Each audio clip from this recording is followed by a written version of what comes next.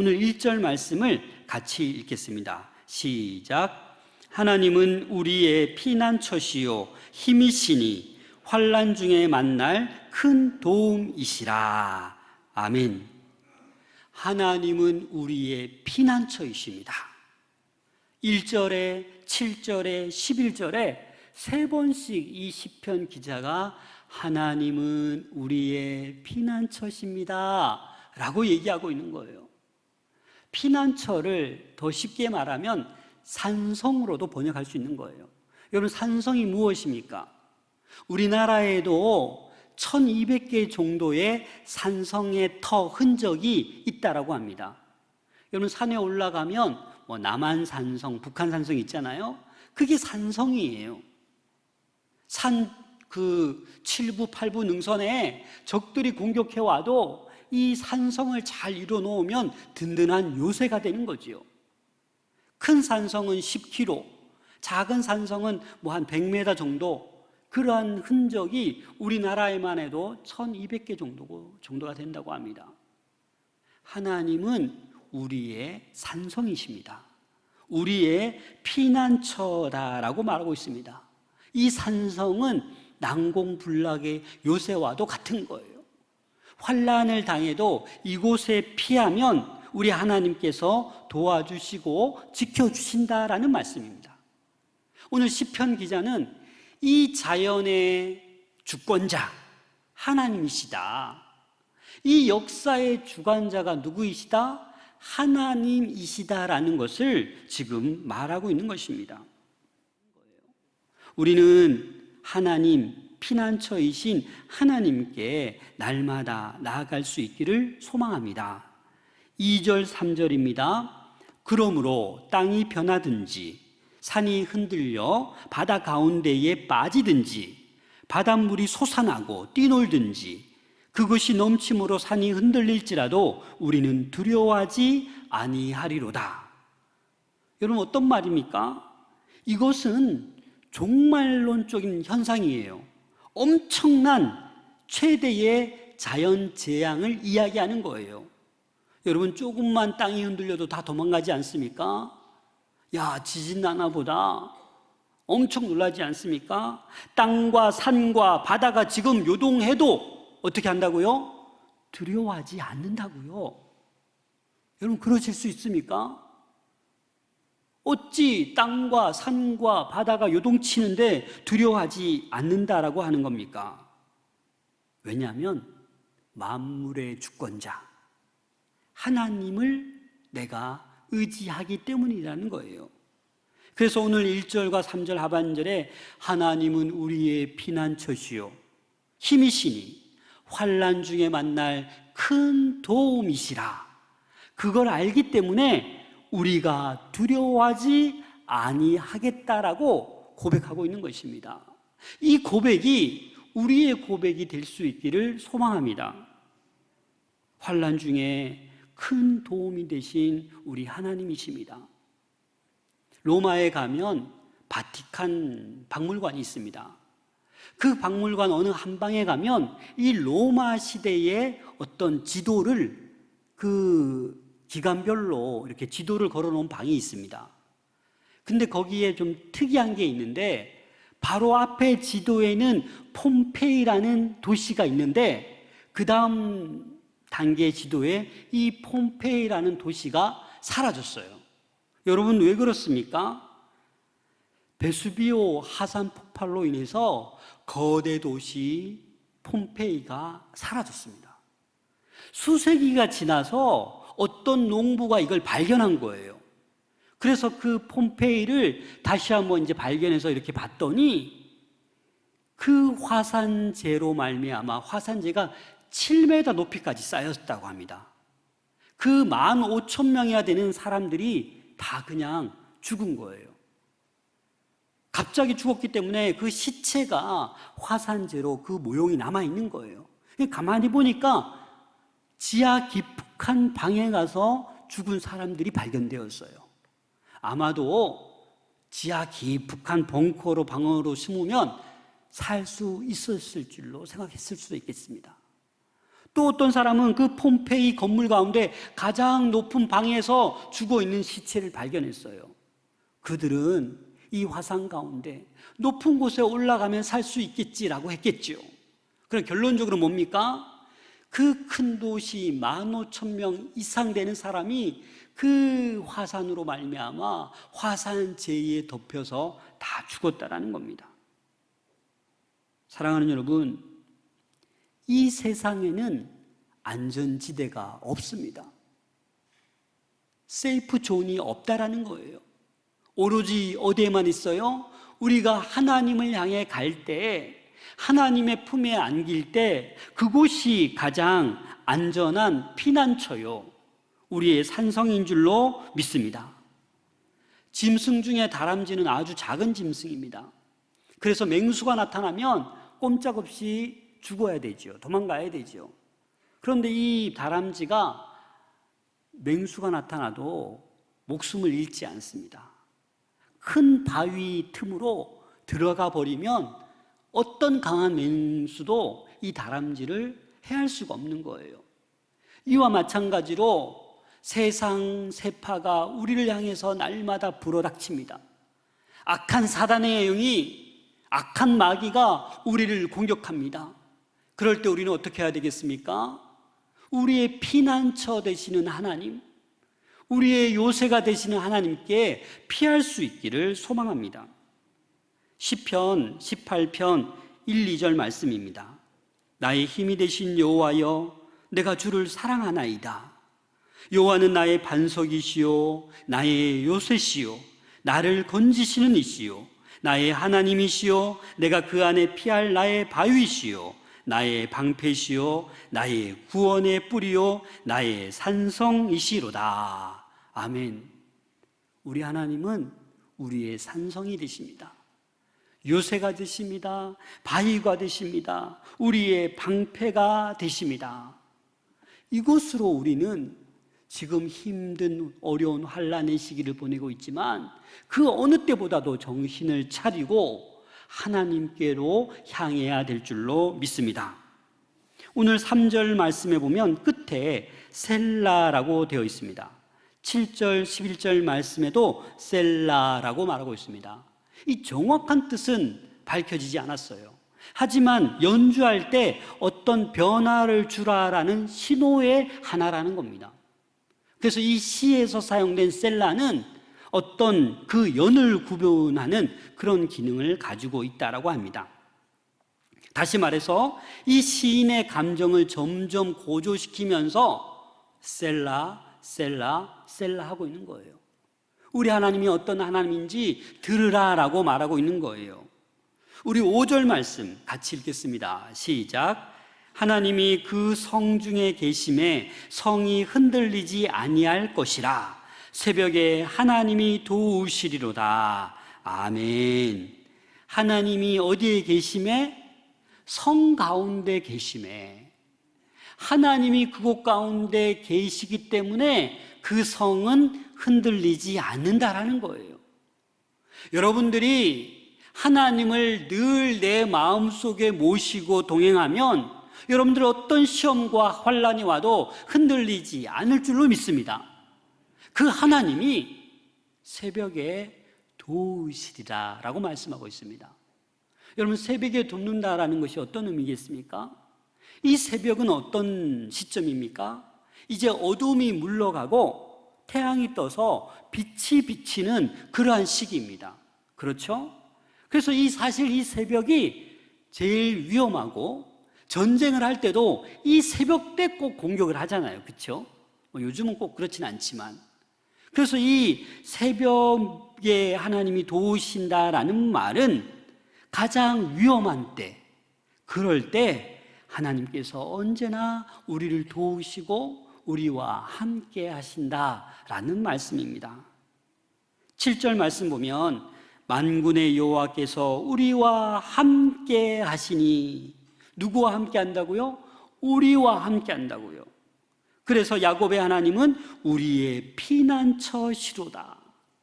이 7절 말씀이 한 글자도 안 틀리고 11절 말씀에 똑같이 반복하고 있습니다. 만군의 여호와께서 여러분들과 함께 하십니다. 그래서 우리 하나님은 나의 피난처가 되시는 것입니다. 사랑하는 여러분, 이 피난처 되시는 이 하나님이 우리와 함께하기 때문에 오늘 여러분들 명심하셔야 됩니다. 나의 피난처, 우리의 세이프존은 하나님밖에 없다라는 것을 여러분들 꼭 명심하셔야 됩니다. 8절 9절 말씀을 함께 읽겠습니다. 8절 9절 시작. 와서 여호와의 행적을 볼지어다. 그가 땅을 황무지로 만드셨도다. 그가 땅끝까지 전쟁을 쉬게 하시며 활을 꺾고 창을 끊으며 수레를 불사르시는도다. 아멘. 우리 하나님이 어떤 하나님이십니까? 이 자연을 다스리시는 주권자세요. 전쟁을 주관하시는 우리 주권자 하나님이시다라는 겁니다. 땅을 황무지로 만드는 분이 누구예요? 하나님이시에요. 전쟁을 쉬게 한다. 끝까지 전쟁을 쉬게 하고 활을 꺾고 창을 끊으며 수레를 불사르시는 분이 누구라고요? 하나님이시다라는 거예요. 이 하나님, 전쟁의 주권자, 이 우주 만물 자연을 다스리는 주권자가 우리 하나님이시기 때문에 우리는 그에게 피해야 된다는 거예요. 그에게 가야 된다는 것을 말씀하고 있습니다. 여러분 10절 말씀을 다 같이 읽겠습니다. 10절 말씀이 너무 중요합니다. 시작. 이르시기를 너희는 가만히 있어 내가 하나님 됨을 알지어다. 내가 문나라 중에서 높임을 받으리라. 내가 세계 중에서 높임을 받으리라 하시도다. 아멘. 여기서 가만히 있으라고 하는 거예요. 9절 말씀과 연계시키면 가만히 있으라는 말은 전쟁을 멈추라는 말이죠. 그만 싸워라. 그만 멈춰라.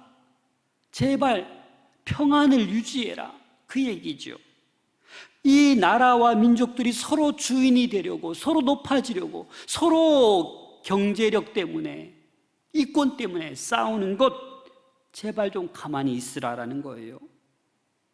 이 가만히 있으라, 하나님됨을 알지어다, 이 두 개의 동사, 두 개의 명령을 지금 하고 있는 거예요. 그런데 여기에서 가만히 있으라, 하루프라는 히브리어 단어인데 원형은 라파라는 단어입니다. 이 라파라는 단어가 어떤 의미가 있냐면 가만히 있다, 가라앉다, 철수하다, 조용히 하다, 편안히 쉬다, 이런 의미가 있어요. 다시 말해서 가만히 있으라라는 것은 침묵하라라는 의미도 됩니다. 여러분, 하나님께서 환난 가운데, 고통 가운데 가만히 있으라라고 말씀하고 있습니다. 이 심리학의 치료 방법 가운데 우리가 흔히 알고 있는 그런 방법이 있는데, 여러분 억울하고 짜증나고 화가 나면 여러분 어떻게 합니까? 어떻게 해소해요? 몰라요? 예전에 어른들이 그랬습니다. 이런 화가 있을 때는 쌓아두면 병이 된다. 그래서 화를 폭발시켜야 된다, 발산해야 된다, 이렇게 얘기들을 하고 있습니다. 그래서 서울에 스트레스 해소방이 생겼어요. 우리 창원에도 있는지 제가 잘 모르겠지만 제가 검색해 보니까 스트레스 해소방 혹시 가보신 분 계세요? 네. 짜증방 2만 원, 왕짜증방 3만 원, 빡침이 뭔 뜻인지 잘 모르겠어요. 4만 원, 개빡침 6만 원, 제일 비싼 15만 원짜리 방 18, 욕 나오는 거죠. 이곳에 가면 이제 돈을 주면 줄수록 그릇을 많이 주고 더 비싼 방에 갈수록 가전제품도 준다고 합니다. 그래서 보호복을 입고 이 모자를 쓰고 해머를 들고 방망이 들고 그 방에 가서 막 두들겨 던지는 거예요. 막 깨고 막 이렇게. 그럼 뭐예요? 화가, 스트레스가 발산된다라고 하는 거죠. 여러분 정말 그럴 것 같습니까? 그런데 이런 정신 심리 치유 방법이 요즘 이 학설이 바뀌고 있습니다. 뭐라고 하고 있냐면 가만히 있으라는 거예요. 조용히 있으라는 거예요. 여러분 한번 생각해 보세요. 내가 막 꿰고 막 화내고 던지면 더 막 폭발하지 않습니까? 슬퍼서 눈물 나는데 그냥 가만히 내버려 두면 되는데 옆에서 자꾸 뭐라 하면 더 눈물 나지 않습니까? 혼자 좀 울다가 조금만 시간 지나면 눈물이 그쳐지는데 위로한다시고 자꾸 와서 말하면 더 눈물 나지 않습니까? 하나님께서 말씀하시는 거예요. 가만히 있으라. 조용히 있으라. 출애굽기 14장에 보면 모세가 이스라엘 백성을 출애굽시켜서 인도하고 가고 있지 않습니까? 근데 앞에 뭐가 나타나요? 홍해가 나타나는 거예요. 뒤를 돌아보니 애국 군대가 거의 다가왔네요. 이스라엘 백성이 뭐라고 얘기했습니까? 애굽에 매장지가 없어서, 묘자리가 없어서 우리를 이렇게 인도해서 이곳에 죽게 하느냐? 모세를 원망하고 하나님께 불평 원망했습니다. 그렇지 않습니까? 그럴 때 하나님께서 뭐라고 말씀하셨습니까? 우리 출애굽기 14장 13절 14절 같이 읽겠습니다. 시작. 모세가 백성에게 이르되 너희는 두려워하지 말고 가만히 서서 여호와께서 오늘 너희를 위하여 행하시는 구원을 보라. 너희가 오늘 본 애굽 사람을 영원히 다시 보지 아니하리라. 여호와께서 너희를 위하여 싸우시리니 너희는 가만히 있을지니라. 아멘. 어떻게 하라고요? 가만히 있으라고. 가만히 서서 오늘 내가 너희를 위하여 행하는 그 구원을 보라라는 겁니다. 너희는 가만히 있으라는 겁니다. 실제로 하나님은 이스라엘 그 역사 가운데 다 보면 하나님이 다 도와주셨어요. 어떤 적의 공격도 막아내주시고 대신 싸우신 분이 우리 하나님 아니십니까? 그래서 우리는 환난을 당할 때 좀 가만히 있으라는 거예요. 하나님이 일하시니까 조금만 견디고 조금만 참으라라는 겁니다. 그런데 우리는 어리석게도 참지 못하고 가만히 있지 못해요. 원망, 불평 다 쏟아내고 자포자기하고 내가 할 수 있는 양 최선을 다해보고 세상의 힘을 의지해보고 그런 노력을 우리는 행하고 있지는 않습니까? 시편 기자는 이스라엘 회중에게 그런 어리석은 모습은 벗어버리고 환난 중에 피난처 되시는 하나님께 나아가라.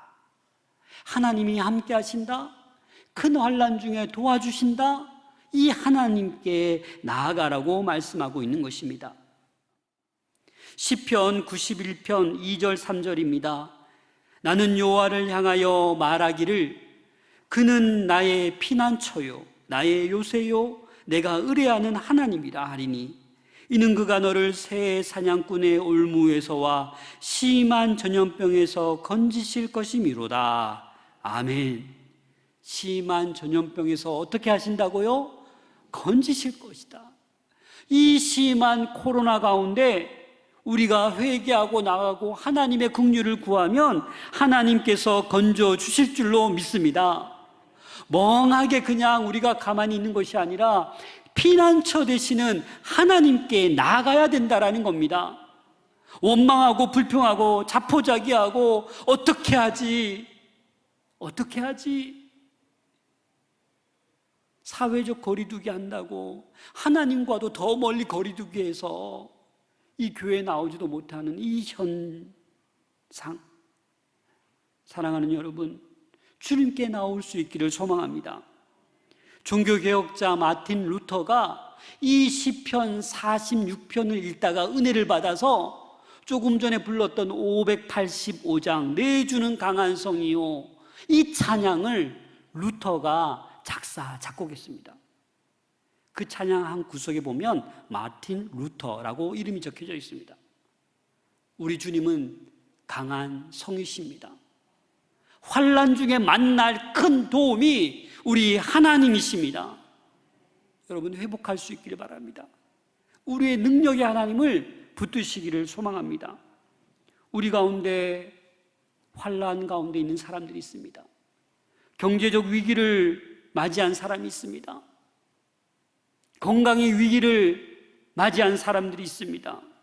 관계의 위기, 믿음의 위기, 직장의 위기, 숱한 위기들이 우리 안에 다가오고 있습니다. 여러분 어떻게 해야 되겠습니까?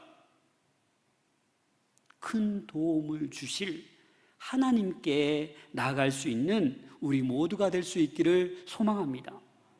이 코로나 시국에 언택트가 생활화되고 있습니다. 재택근무를 많이 합니다. 온라인 회식이 성행하고 있습니다. 온라인 회식이 뭔지 알죠? 컴퓨터 앞에 앉아서 자기 먹고 싶은 음식 사다가 서로 화면 보면서 먹는 거예요. 그런 온라인 회식이 많다고 합니다.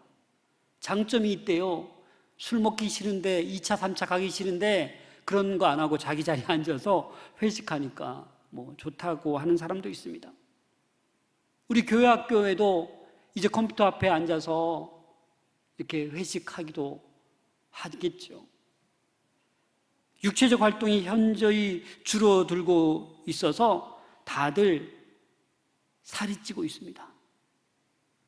여러분 포스트 코로나 우리가 어떻게 대비해야겠습니까? 11절 말씀 다 같이 읽겠습니다. 시작. 만군의 여호와께서 우리와 함께 하시니 야곱의 하나님은 우리의 피난처시로다. 아멘. 우리의 피난처 되시는 하나님께 나아갈 수 있기를 소망합니다. 구약에 보면 제가 얼마 전에 도피성에 대해서 말씀을 했는데 구약에 보면 이 도피성을 동편의 3개, 서편의 3개를 만들어 주셨어요.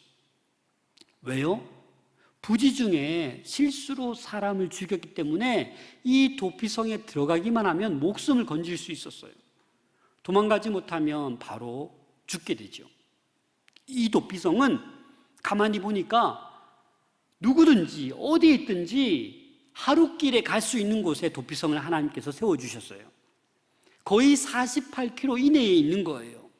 또 높은 위치에 있고 그 도피성으로 가는 길이 어떤 문서에 보면 14m라고 합니다. 되게 큰 길로 도피성이 이루어져 있는 거예요. 표지판도 잘 붙여져 있는 거예요. 그래서 어려움 당할 때 어떻게 해요? 도피성으로 가면 사는 거예요. 오늘날 우리의 도피성이 어디입니까? 예수 그리스도이신 줄로 믿습니다. 우리 예수 그리스도 그분과 함께 할 때 우리는 어떠한 환난도 어떠한 세파에도 어떠한 악한 영의 그런 유혹에도 우리는 피할 수 있을 줄로 믿습니다.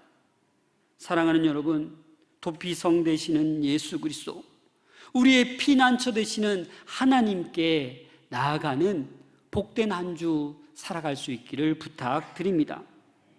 제가 찬양은 하고 싶지만 가사를 읽어드리겠습니다. 내 영혼은 안전합니다. 아마 유튜브나 검색해보면 이 찬양을 들을 수 있으실 겁니다. 내 아버지 그 품 안에서 내 영혼은 안전합니다. 주 손길로 내 삶을 안으시니 그 평강이 나를 덮습니다. 나 비록 넘어지며 흔들리지만 주 내 안에 거하며 나를 붙드시니 내 생각을 주께 돌리고 주시는 평강의 옷을 입습니다. 주 약속 안에서 내 영혼 평안해. 내 뜻보다 크신 주님의 계획 나 신뢰해. 두려움 다 내려놓고 주님만 의지해. 주 안에서 내 영혼 안전합니다. 이 찬양 가사처럼 우리 모든 성도들의 영혼이 안전할 수 있기를 소망합니다.